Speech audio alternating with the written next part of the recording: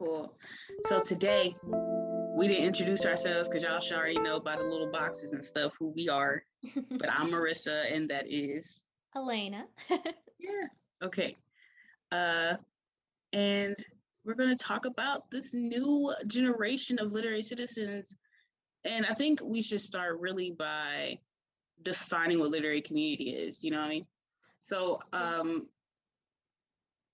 I guess let's do different. Let's give our separate individual definitions. What do you think it is? Oh gosh. I think literary community is a group of individuals who are engaged in reading and writing and discussing of reading and writing and supporting each other in those endeavors. I think that's a very good one. Oh, It's like a very simplified. Basic introduction. No, I think it's very simplified. And you want it to be that simple for real. Like you want it to be that like easy to like to comprehend. But I think too, what did we put in the introduction of our paper? Because in the introduction of in the paper to this podcast, I think I said a lot of stuff about just like the different roles people play and how in the literary community those roles are kind of like they are interwoven together because different occupations actually follow. Like, for example, if I think specifically about professors, we have professors that aren't just professors, right? They're writers that publish books, they're book reviewers, they're bloggers, they're journalists, some of them are editors, and it all kinds of kind of works together in that way. But I think if I just define literary community, so this is what I wrote in my notes. I wrote it's a linear model of communication that through multiple approved channels creates, promotes, and discusses written and spoken pieces of literature. Which I thought that was really important. I couldn't quite get an image in my head of what spoken literature would be, but it exists. I know it does. Not besides audiobooks. It exists somewhere. Well, yeah. You can argue that literature was originally spoken because, before people wrote, they were telling stories. My audiobook argument. I know your audiobook argument. Marrissa thinks that the whole world should just listen to audiobooks. No. We're not talking about that today.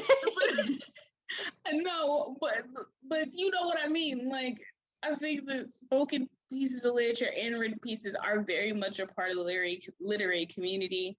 And in order to understand that, I think we can even go past our other questions and if necessary, come back to those. But just getting into the features of literary community, right? Like you have the writer role, the reader role, and then literary citizenship itself. So if we think about a literary community is literally just a discourse community. And that's that linear model, that Aristotelian linear model of communication, where basically we have somebody producing the information for this community and then somebody consuming this information in the community. So the writer role is that role, which is, producing, keeping track of trends, creating opportunities, assisting community progress. And then you have the reader role, which is, consuming, but they also are coming to an understanding of, just how that community works. These two things are really important to know, especially when we're talking about the literary community, because they go hand in hand directly, right? So like I said earlier, we have professors who play the writer role. They're not just our professors teaching us how to hopefully teaching us how to be a part of the community, which we'll get into a little bit of education later. But just, teaching us how to be a part of that community, teaching us what to produce, how to create trends, how to be a part of trends, that sort of thing. But they're also in that writer role producing stuff, right? Constantly putting out blog posts, doing book reviews, doing articles for places like LitHub, that sort of thing. And then we really, as the students, are taking on the reader role and consuming as much as we possibly can until we can't consume anymore, to eventually fall into that writer role. Whether you're a professor or you're a publisher or you are a book reviewer, a bookstagrammer, you know, whatever you choose to be. Yeah, a book blogger, a YouTuber, yeah, that talks about books. Please do YouTube and talk about books. That's exciting. But like when you are in that reader role, that's the job you're suddenly in that place of also being a writer. So you're consuming the things that you are learning about constantly and yet still producing stuff, which is so dope. That in all though is equates to literary citizenship, right? So in literary citizenship, and to be a literary citizen is something I took this from our paper because I thought this is so important to point out. I said, literary citizens aren't just members of the community. They are ones that share and take creative initiative, meaning that they play both roles in the discourse. They do this through the approved channels of communication, publishers, literary journals, professors, reading groups, workshops, lectures, conferences, and media. And in a way, it's humbling to understand this community as a two-way street, you know, very much about making sure that I think one of the cool things that I fell in love with when I was first introduced to literary community and literary citizenship, listening to Dr. Leahy speak, she was just like, as a citizen, your job is to not just put things out there and expect people to consume it, but then to consume the same stuff that you expect other people to consume. You're sharing, right? That's like the number one thing about being a literary citizen that I think I just fell in love with, because it's very easy to fall into this into a space where I think most writers, our predecessors, are very used to, this space of like just hoping somebody reads your stuff, just hoping somebody like cares about your stuff. They're just hoping somebody understands where you're coming from, which is where we really get that complex of that writer's complex where we're all lonely and reserved, but you know what I mean? Like, we're really not like that.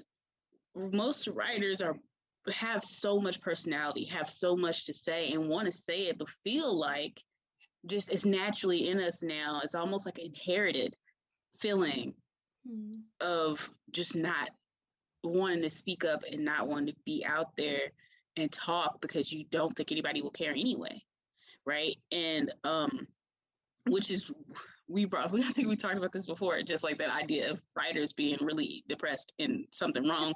But I think the truth of the matter is we just have a lot to say, and we're always constantly in our own way, whether we are bold and we just like say what we want to say, or we are silent and we keep it all to ourselves. We're all a little afraid that nobody will listen, and so we seclude ourselves. Literary citizenship forces us out of that, right. You know? So I think that is the cool part about literary citizenship. Is there anything that you think is really dope about it? Well, I was actually one of the things that you were saying about, literary community and being a part of a literary community made me think about this book that we read in a teaching composition class that I took. And the book is called Naming What We Know, The Moves That Matter in First Year Composition or something like that. But anyways, the book is sort of organized by threshold concepts. So like there are these different concepts that all writers, sort of innately know or follow, or should maybe innately know or follow. So in the very first concept in the book is, here, let me pull it up so I make sure I'm getting it right. Writing is a social and rhetorical activity. So in the author of this specific essay in the book is named Kevin Rusin, and he outlines how writing is always rhetorical because writers are engaged in the work of making meaning for particular audiences and purposes, and writers are always connected to other people. So even though I think a lot of us view writing as a very solitary act, you know, and it makes it hard to kind of wrap our heads around this idea of literary community. In fact, just as you said, like there's such a connection between writers and readers. And, you know, if to write, you're writing for, usually, unless you're writing in your journal or something, which is totally great too, but you're writing for, you know, an audience, and then that audience is, you know, absorbing what you're saying, and maybe we'll write something else, or look, research and read something else based on what you said. So I always kind of keep that in mind, sort of thing that stuck with me, as like writing as a social and rhetorical activity. Like it's always about connecting with other people. So Right. And too, I think it reminds me, I thought about this last night as I was writing my lit paper, because I stayed up to like, I was 6 a.m. when I turned the thing off. But when I was writing it, I realized, and I just went off on this tangent that Dr. Van Meter will probably be like, Marrissa, they don't got nothing to do with this. But thinking about writing isn't just, you know, a social act in terms of like, let me write for people. You're writing about these people. Right? Like you are sitting down, and I think that's the moment where we're the most in solitude as writers, is sitting down observing these other people, whether it's your family, whether you are a people watcher at Starbucks. Don't do that. That's creepy. But like whatever you do, you know, you are actually everyday writing about things that you've compiled, that existential experience that you've compiled over time by watching other people, what they do, the decisions they make, and compiling them with the decisions you would make and the things you think about. You know what I mean? And you're producing work, whether that's like creative nonfiction, or that's fiction, or that's a rhetorical analysis. You're really using other people and experiences of those other people to write about them. And so writing is a huge social act. It's not just, you know, it's something you probably have to sit down and have your own special time about, you know, and to let yourself process whatever you need to process. But it's still a big part. You still taking so much from society to produce the work you're producing. You know what I mean? So why not interact with it more? Right. You know, why not be a part of it more? And when I say be a part of it more, I'm talking about more than just that ivory tower that we are all under as we get our MFAs now. You know, it's about getting outside of that comfort zone, and whatever comfort zone that ivory tower has set up for us, which we'll get into a little bit more later. We're going to get into this, aren't we? Yeah, which is good. We need to. Yeah, so I think this is a good thing to think about. I hope our peers take it seriously when we talk about literary citizenship, though, because it's not just it's an opportunity for you to open up and for you to experience life a little more through, not just through your writing and not just through reading, but through actually interacting with people outside the literary community, inside the literary community, so that you can create work that has a real effect on the world. Like, so that you create work, and so that you can release work, and so that you can be a part of other people's releasing of work and creation of work. But yeah, I think that is super duper important. I guess the discussion is, how do we think about the literary community and what barriers there are? Because like we mentioned earlier, like, didn't know anything about that until I was in graduate school. Like I went to school for writing, and I got 2 degrees in writing. I have a professional writing degree and I have a creative writing degree.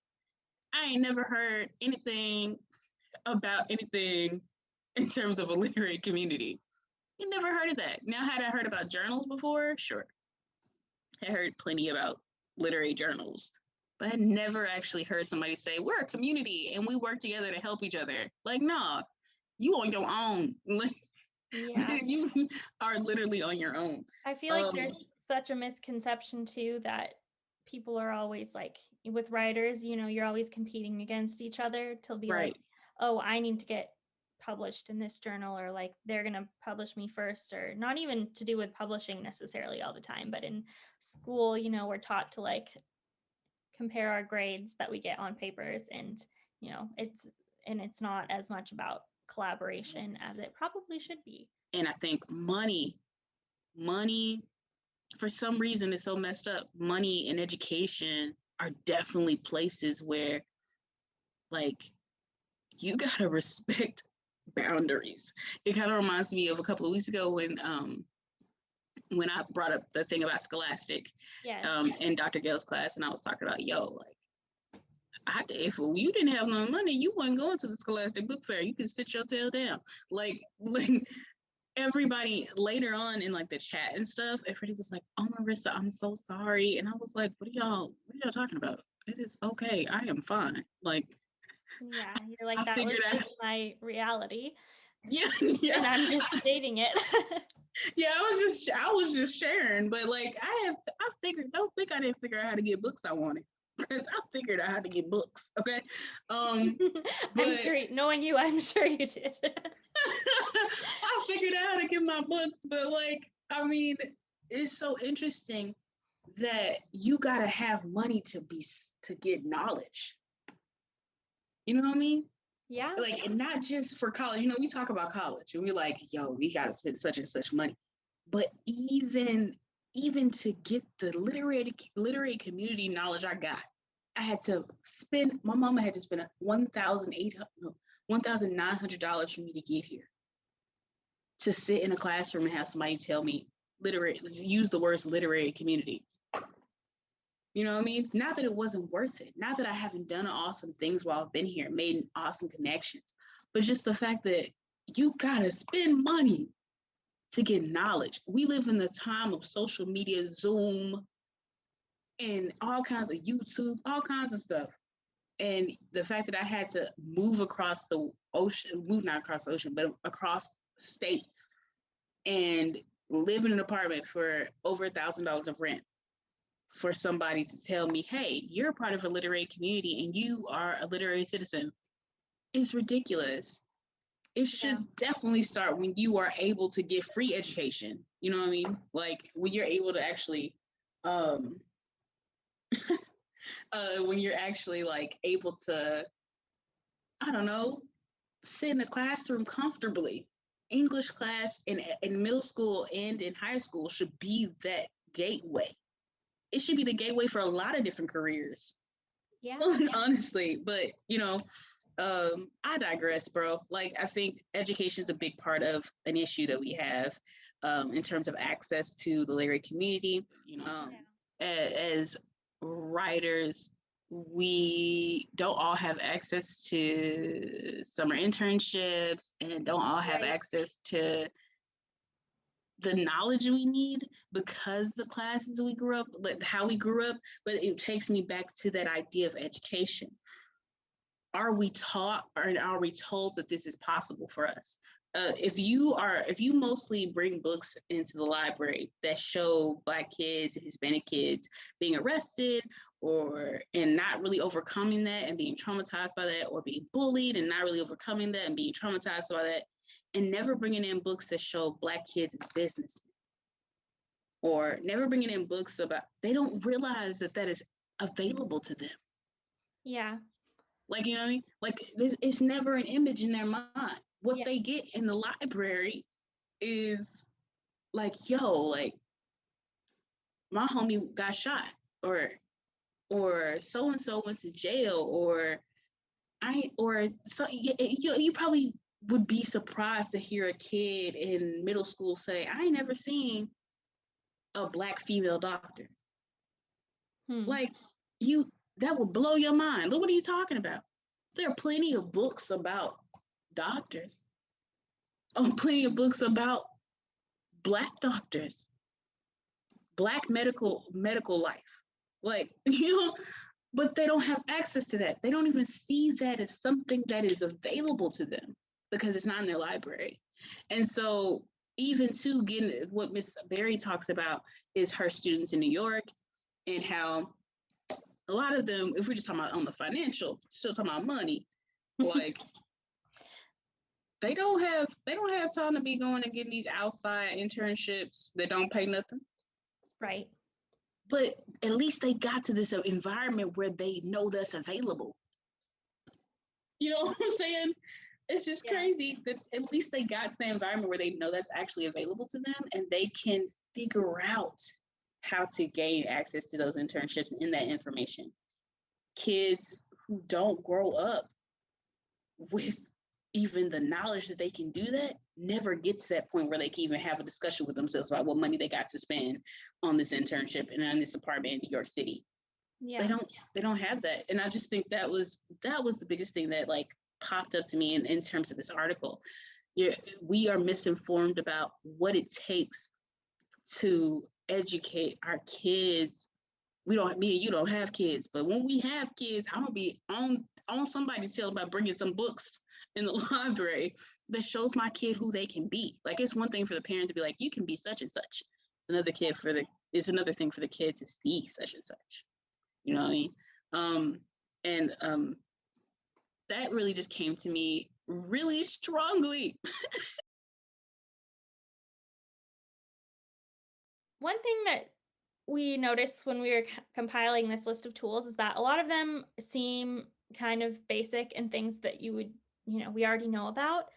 And we acknowledge that, but we just want to say that we want you to view them as tools in your toolbox to becoming literary citizens.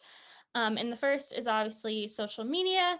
So it's no strange concept that the literary community expands into social media like Instagram, TikTok, and Twitter.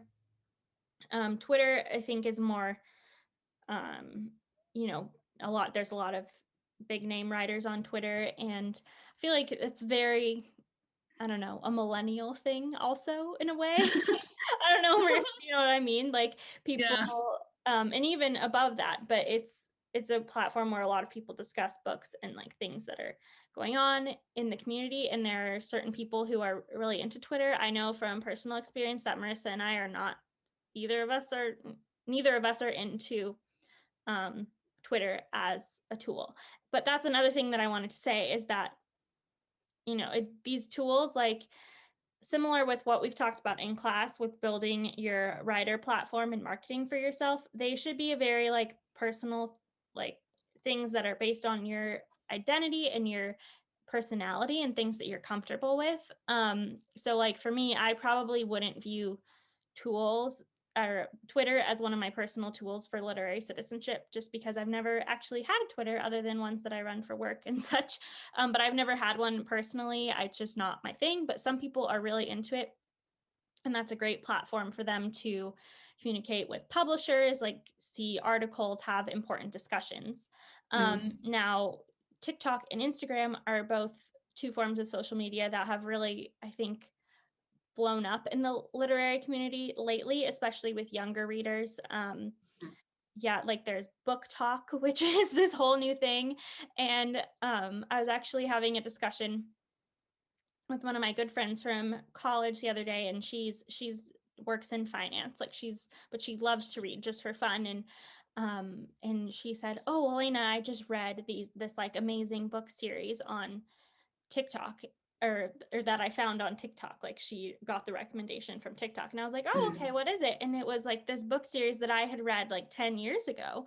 And I just, and I looked, so she sent me some of the book talks, as you can call them, about this. And like, there's all of these books, especially in like the young adult, I think it was a young adult fantasy series, and that are really just blowing up. And so I think as our society evolves and more forms of social media and communication become available, as like so will tools of literary citizenship. And hey, people might not view TikTok as a super like literary platform, but people are having discussions about books on there, and people are sharing their thoughts on books. And same with Instagram.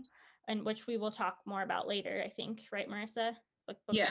as a topic, but people, they're all tools of literary citizenship where people are connecting with one another and talking about texts and talking about things that they like and things that they don't like. And sometimes those talks about books lead on to more important conversations as well about our own lives and societies and things in the world that we see that we want changed. And I think it's important not to lose sight of that.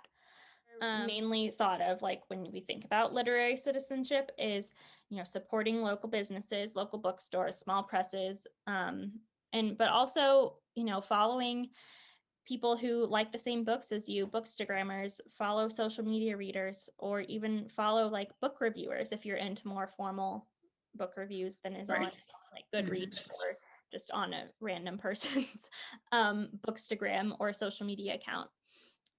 Like I said, support your writers' websites, link to one another's posts, interview someone on your website and then link to their website. And it's not, being a literary citizen is acknowledging like that you're part of that two-way street of the literary community. Like it's not a solitary thing. That's kind of what we've been emphasizing this whole presentation. It's important to remember here.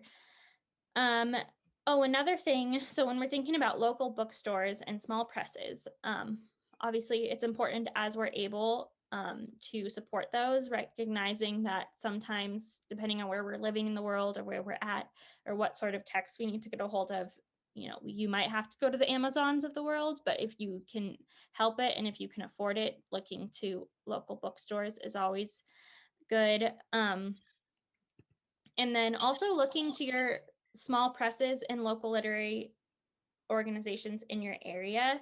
Do you want to click on the CLMP link for us?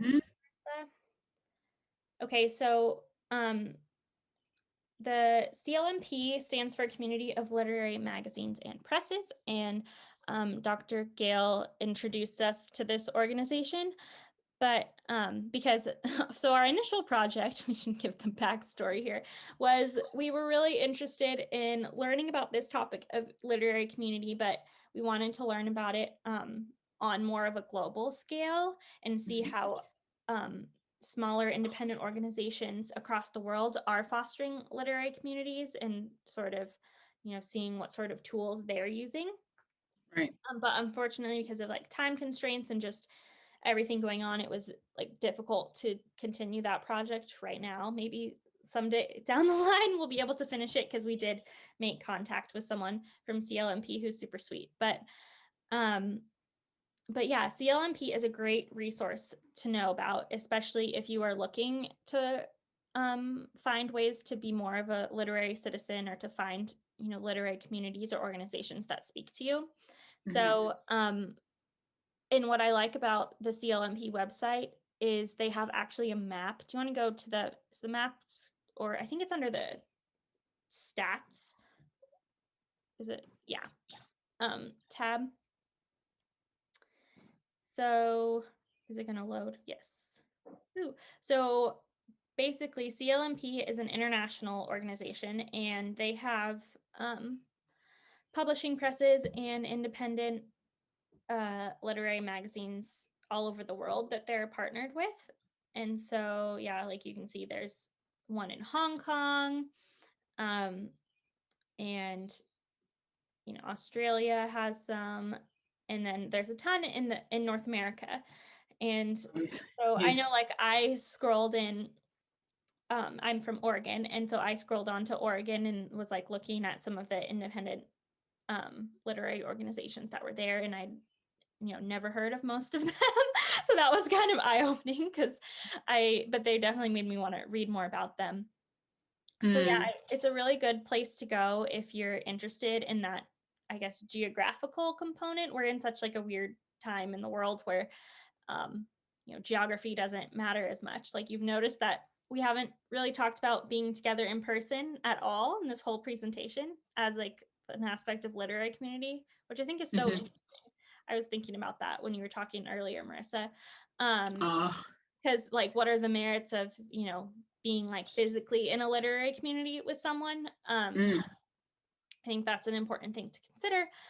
But we all do have ties to like where we're from geographically, and I think it's cool to see, you know, maybe both in places that you would like to go and also where you've lived, what sort of organizations are there. I know I was looking earlier, and Red Hen Press is in CLMP, obviously, and as is Kaya, which we've talked about. So yeah, so they're all smaller organizations that are really good to look into. Do you have anything to add on CLMP? No. I guess it's just really cool, actually, that that we even can see the way that works. Because I think we came up with that project idea way before it was like a thing where we could see that there were literary communities anywhere else, but it's kind of having that awareness that there are communities everywhere else. And that was why that project was, I really want to try to finish that project, because it just made me think about something that Dr. Gale said in class often. She says a couple of different times, but just mentioned the fact that when she went to Japan, for example, like the 50 Shades of Grey not selling in Japan was so like weird to her, I guess, like confusing. She didn't understand why. And as a person who's watched plenty of enough anime and enough Japanese television and movies and that sort of thing, I understood immediately why. But it's just something, it makes you realize that as a publisher, as an editor, as a literary agent, you need to kind of notice stuff, you know? Like if you got a sale over here, you need to know what that literary community is like. What energy are they coming with? What do they care about? What do they not care about?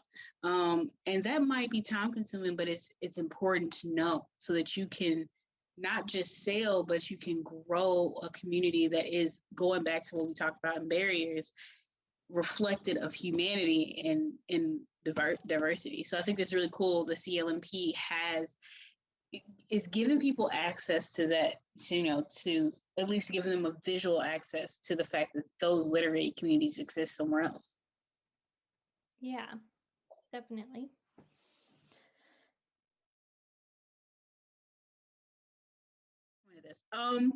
So at the end of it all, literary citizenship, a literary community, the basic thing is connecting, right?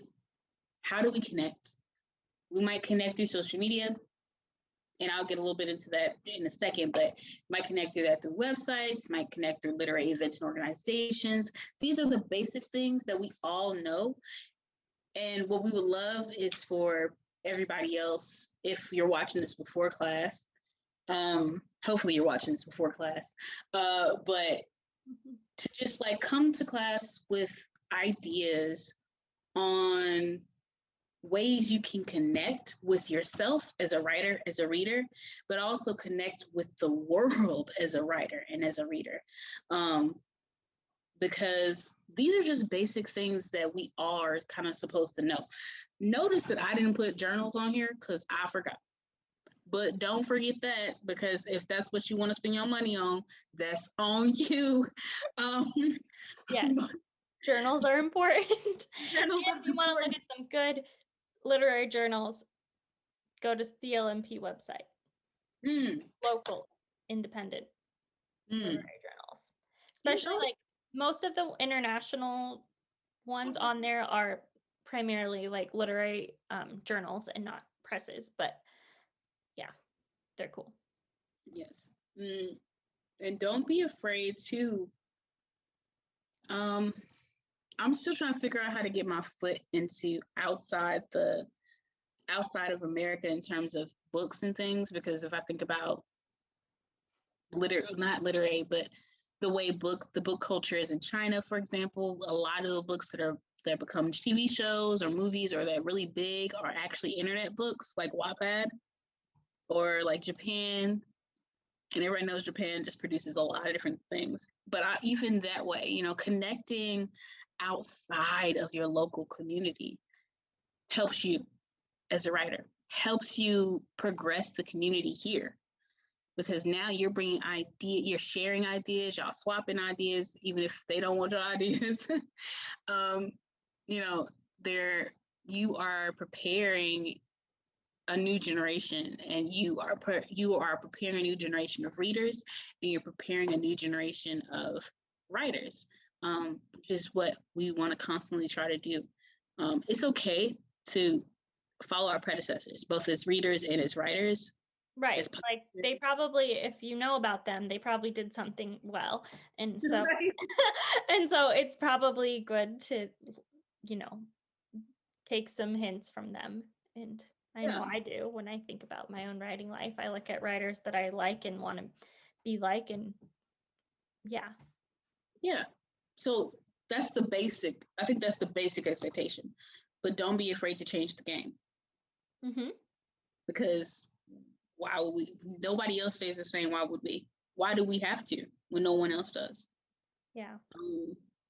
But yeah, there are a lot of keywords today. But today, I also want to emphasize there is just one person that I really, when we finally finished our paper, that really helped me get a perspective on just how important balance is, especially in terms of connecting with people.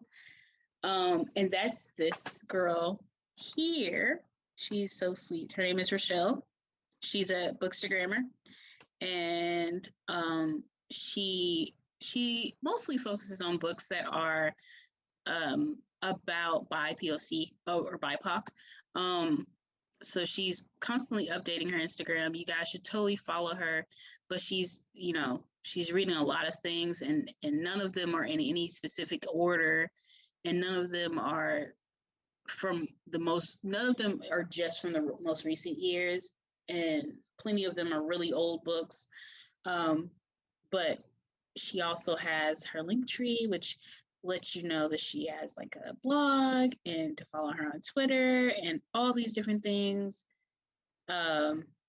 which is really, really cool. I'm trying to get to her to check out book blog, right? And she has her book blog, and she's interviewed authors and all sorts of things, right? And this is literary citizenship for sure. Wouldn't you say so, Elena? Definitely. Yes. Yeah, because I mean, she's doing a lot of things. She's got her Instagram, and she's doing read and reviews, and I saw that she did, right there, she had an interview posted, so she's also like connecting in that way. That is our presentation. It's a lot to process, and hopefully it helps a lot of different people out, and people can come to some resolutions on their own about how they can be a citizen, because we ain't telling you gotta go spend money. Notice that we didn't emphasize that. No. But yeah, and it's like I said, with tools, like you can choose tools that work for you in your life and the kind of writer or reader or both that you want to be. And yeah, there's not one right way to be a literary citizen. It's just putting the effort in and working to build those connections to form a community. Yep. Bye-bye. We'll see y'all later. Bye.